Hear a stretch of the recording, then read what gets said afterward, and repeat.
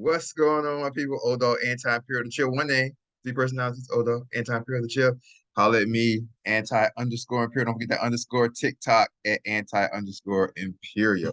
All right, so let's get right to it, you guys. Y'all know how we do it, man. Let's get right to it. I think we're doing 15 types of arguments that may end your relationship. Something like that. So yes, 15 types of arguments that may mean the end of your relationship. 15 types of arguments that may mean the end of your relationship. We're going right down to the arguments. We're going to skip the introduction. All right, we know about physical violence, sexual violence, stalking, psychological aggression. All right, boom. Is this one of the arguments? Let's see. Okay, yeah, here we go. All right, so the first one. These are arguments that may end your relationship. Number one, you show a fundamental disrespect for your partner. All right. It starts with mild complaints like you didn't do the dishes, but it can escalate into a general criticism such as you don't help around the house. So, I mean, it goes without saying, you guys, if you're in a relationship and your partner does not respect you, that's not going to be a relationship that lasts. You need to respect your partner, whoever you're with. You need your partner to respect you. That kind of goes without saying. Um, the next paragraph here says, so that can evolve into passing judgment on personality, such as you're a selfish, lazy slob. So if your partner tells you or looks at you and says you're a selfish, lazy slob, that may mean that that's something that's not going to last. It goes on to say, saying something like that is the difference between a state of being, like not washing the dishes, right? And it goes into a trait like you're selfish. Okay. So I could say, like, or somebody could say something to me like, she could say to me, oh, you don't do the dishes. And then it's like, you're a selfish, lazy slob. It's like, okay, one thing was the dishes, which she could be upset about that. We could talk about that. But then when she goes on to say, you know what, because you did not do the dishes, that shows me that you are a selfish, lazy slob. Now you're attacking my character, see? So yeah, so you have to have respect for the person you're with. Make sure you have respect for your partner. Make sure your partner has respect for you, right? It's very, very important. You don't want to end up like this. You see, when you start to sleep like this and you don't want to spoon with the person, y'all start to sleep. Every time y'all fall asleep, y'all facing the opposite directions, like these people here in this picture. You don't want to end up like that. All right. When you fight, you insist that you are right. You insist that you're right. Again, these are the type of arguments that can lead to the end of your relationship. These are the type of arguments that may signify, right, that your relationship is coming to an end. So when you fight, you insist that you're right. Yeah. If you get in an argument with the person you're with and you don't listen to their side of things, you know, if you don't listen to what they're saying, um, and you just assume and you just always say like you're right, you're right, you're right. You don't acknowledge what they're saying.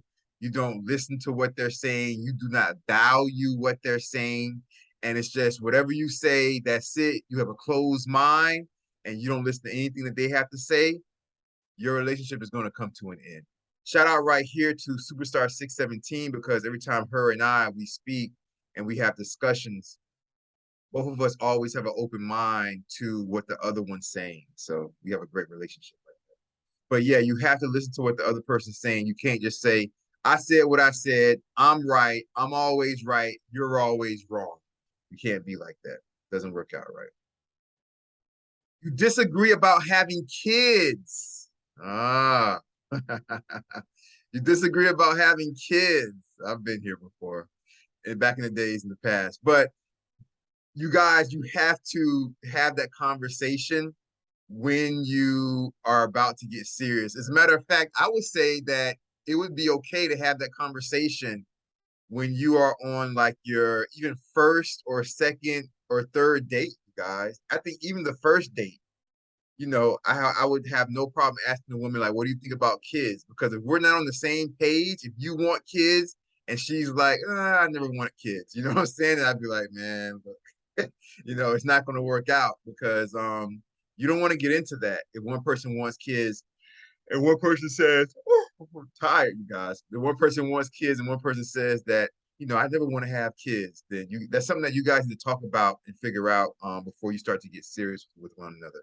So yeah, disagreeing about having kids can definitely lead to the end of your relationship. 100%. You're having the same argument again.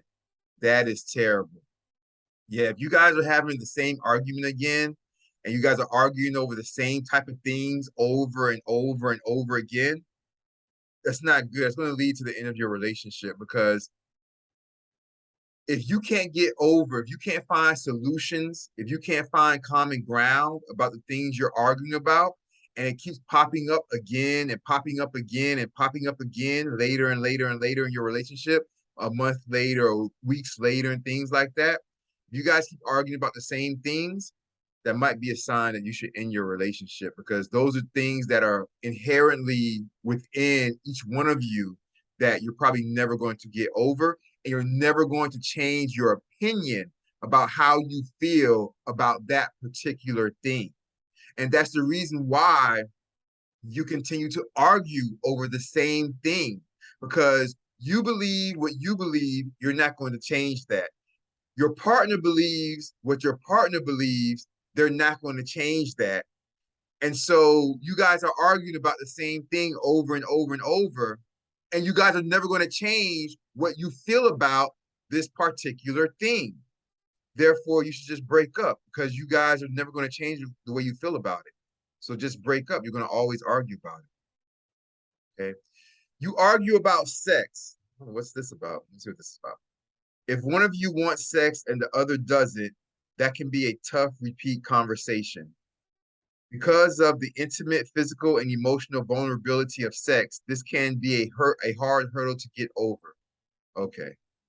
Sensual without physical touch. Yeah. So if one of you guys wants sex, you know, 3 times a week, 4 times a week, and the other person does not want sex at all, then or does not want sex hardly, once a week or something like that, that can be a big problem.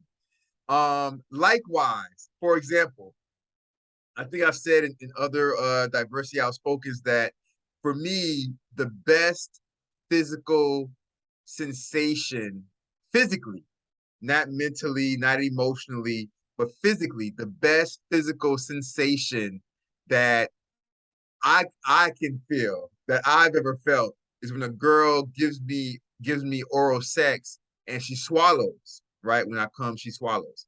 And so that to me is the best physical sensation I've ever felt. Now, and what's so funny about this, well, let me say this first. So if there's a female that I end up getting with or end up dating or being with or being in a relationship with, and let's say she says that she does not believe in giving oral sex. Let's say she's like, Dogg, Anti-Imperial the chill. I am not sucking your dick, like ever. Well, then we shouldn't be in a relationship because I can't be in a relationship where I'm not going to be sexually satisfied, right? And what's interesting about this, you guys know that there's like at any given time, there's like anywhere between four and about 7 girls, 7 women that stay with me, right? All like, 20 somethings, 30 somethings, and things like that. There's about, there's at least 4. There's about 3 to 4, and at the most about 9. But it probably averages out about 4 to 7 females. They stay with me at any given time, right? So since a lot of them, most of them are in their 20s, right? Most of them are in their 20s, some are in their 30s. But since most of them are in their 20s, they just rediscovered or they just discovered Sex in the City, right? The series.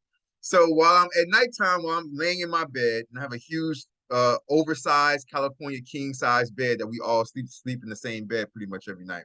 But And I have a big house. They have their own bedrooms that they can if they want it, but they all want to sleep in my bed because it's it's like the parents' bed, right? It's the biggest, it's the largest, right? And it's the most comfortable bed in the whole house, right? So, but when I'm in there at nighttime doing my work and on the computer and things like that, they just, they're all looking at the TVs and stuff like that or whatever in my room.